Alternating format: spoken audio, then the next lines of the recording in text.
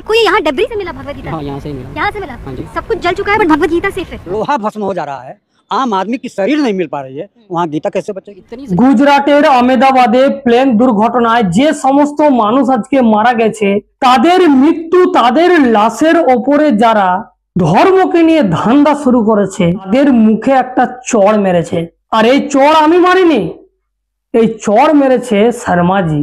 যারা প্রতিনিয়ত চমৎকারের নামে দাওয়া ঠোকে, যারা ভবিষ্যবাণী করনেওয়ালা, তারা যে দাওয়া ঠোকে তাদের মুখও একটা তামাচা।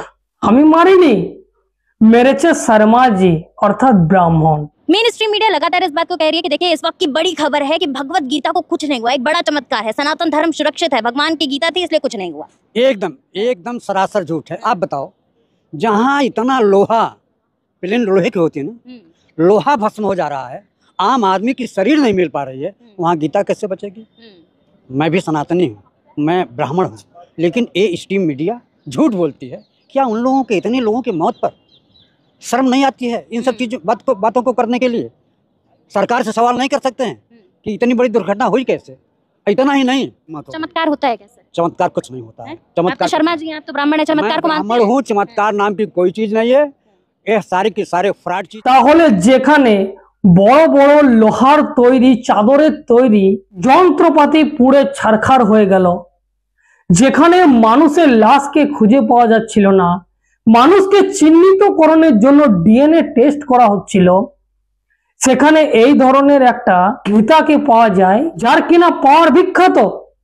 এটা কি আপনারা মেনে নিচ্ছেন? দেখুন, এর পেছনে আপনাদেরকে রণনীতি, রণকৌশল বুঝতে হবে।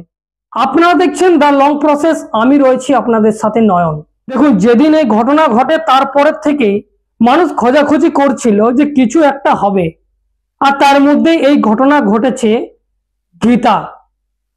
তারপরে আমি একটা পোস্ট করেছিলাম যেটা পড়ে শোনাবো। গীতার ক্ষমতা আছে বটে, যে নিজে বেঁচে গেল স্বার্থপরের মতো আর বাকিদের মৃত্যুর মুখে ঠেলে দিল। জয় হোক গীতাজি।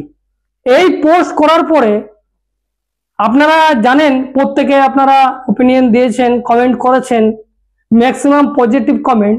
কিন্তু এখানেও কিছু মূর্খ আছে, অজ্ঞ আছে, গীতার ওপর প্রশ্ন খাড়া করেছে মানে ধর্মের ওপর প্রশ্ন খাড়া করেছে, আর ধর্মের ওপর প্রশ্ন খাড়া করেছে মানে এ হচ্ছে হিন্দু বিরোধী, অ্যান্টি হিন্দু, অমুক তমুক। যাই হোক, তাদেরকে বলতে চাই আপনারা টেস্ট করুন। আপনার বাড়িতে যদি গীতা আছে, যে কোনো ধর্মশাস্ত্র আছে, যারা ভাবছেন এদের পার বিখ্যাত, আগুনের চুলোয় দিয়ে দেখুন, তারপরে এসে আমাকে কমেন্ট বক্সে লিখে জানাবেন, তারপরে গালিগালাজ করবেন। আর যদি তা না পারেন তাহলে চুপচাপ কান খুলে শুনে যান। যারা বিভিন্ন রকম ধর্মের মানুষ ছিল সেই প্লেনে যাচ্ছিল, কয়েকটা মুহূর্তের মধ্যে তাদের প্রাণ চলে গেল।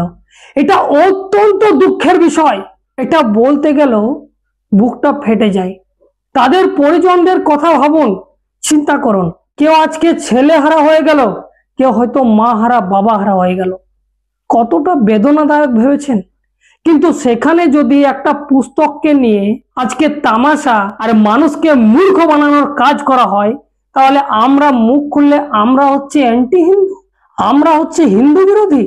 যদি আমরা হিন্দু বিরোধী হয় তাহলে প্রশ্ন হচ্ছে সে জায়গায় যে ভগবানের কথায় এই গীতা, সেই ভগবান কি চাইছিল যে 241 জন যাদের মৃত্যু হলো সেখানে ছোট ছোট বাচ্চারাও ছিল, সকলের প্রাণকে কেড়ে নিয়ে আমার বইটা, আমার পুস্তকটা যেন বেঁচে থাকে তার মহিমা? তার মানে কি সেও স্বার্থপর? স্বার্থপরের মতো কি চাইছিল যে শুধু আমারটাই বেঁচে থাক আর বাকি সব মরল তো মরুক? এটাই দাঁড়ায় মিনিং, এর বাইরে কিছু দাঁড়ায়? নিশ্চয়ই না। তাহলে যারা গীতাকে নিয়ে তামাশা করছেন, তামাশা খাড়া করছেন, তাদেরকেই বলছি, আর কাউকে বলিনি। কিন্তু যারা আমাদের এসসি এসটি ওবিসি সমাজের মানুষ রয়েছেন, যারা হিন্দু সমাজে থাকা আমাদের মতো মুচি, মেথর, হাঁড়ি, ডম, তেলি, চাষা, গোয়ালা, মুন্ডা, কোড়াং, হাঁড়ি, এই সমস্ত জাতিদের উদ্দেশ্যে বলা যে আপনাদেরকে ধর্মের নামে মূর্খ বানানো হচ্ছে। আর তাই তো মেন স্ট্রিম মিডিয়াতে তার প্রশংসা করা হচ্ছে যে সবকিছু জ্বলে ছারখার হয়ে গেল, কিন্তু গীতা কেন ছারখার হলো না? প্রশ্নটা তো সেই জায়গায়। তাহলে আপনারা মনে করবেন যে সত্যি এটা তো ভগবানের বরদান, তাহলে ভগবানের বরদান কি শুধু নিজস্ব একটা পুস্তকেই, আর বাকি মানুষগুলো যে যা হচ্ছে হোক? তাহলে এই রকম স্বার্থপর পুস্তক মুচি মেথর হাঁড়ি ডোম তেলি চাষা গলা মুন্ডা ওড়াং ঢাঙর এদের কি প্রয়োজন?